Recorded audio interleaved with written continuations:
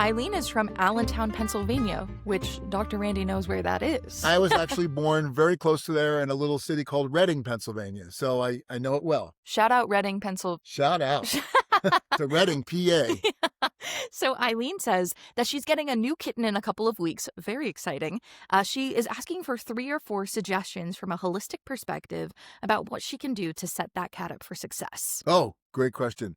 And, not so much just holistic, but integrative in the fact that there's definitely some things that we'd want her to look at.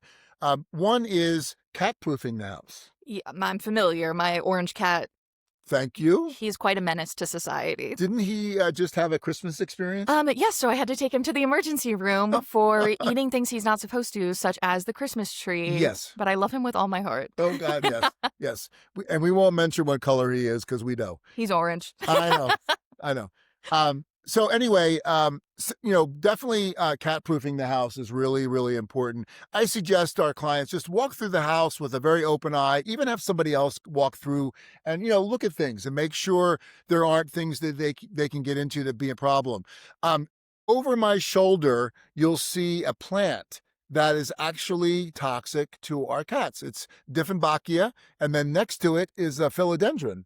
They are both toxic. Smart. So make sure that your houseplants are safe because our kittens love to chew on plants. That is true. I had to remove most of mine because of my beautiful orange boy. Yeah, I work with a company called Pet Greens where they actually make wheatgrass for cats to chew on. That is so cool. I didn't know you did that. Oh, it's very healthy and it's a really cool company and it's a good source of protein. But make sure when we're house-proofing or cat-proofing the house that we also plant-proof the house. That's a really good point because I think a lot of people don't think about that. But unfortunately, certain cats, just like certain dogs, they like to eat things they're not supposed to. Absolutely. So that's a really good first step. Yep. Now, my second suggestion is litter boxes. So you want to really make sure that the litter box is in a quiet, safe location, that if you have a dog or any other cat, they're not around. This box is the kitten's box, and it really needs to be determined that way. I like them uncovered if it's possible, but I also like litter robots. They work really well. They do. And really fun to have around the house. We need that for our 2 kitties. But make sure the litter box works really well. I'm actually looking at a product that I really love called Lady N. It's a tofu-based Yes, I litter. just started using it for Mr. Pumpkin. He likes it. Yeah. He's really normal. So this is all natural human grade food, basically made into little pelleted tofu pieces. And they actually make their litter with something called pheromone, which is a natural attractant for cats. We don't smell it, but cats pick up on it. And it actually encourages them to use the box even better. Which is really helpful for a kitten that maybe is learning how to do that sort of thing. Absolutely. So litter box, safe location, clean. Make sure you scoop it if you can once a day. Change the litter once a week. And then also, you touched on this, but if you have multiple cats, having multiple litter boxes, I think the general rule of thumb is however many cats you have that many litter boxes plus 1. That's correct. Perfect. So just make sure they have enough private spaces to do what they need to do. That's correct. And then there always is the food conversation. Again, my preference is air dried, lightly cooked. They can have a little bit of kibble, but make sure that it's not highly heat processed. Some of the better companies out there, have some great brands that'll be great for your kitty.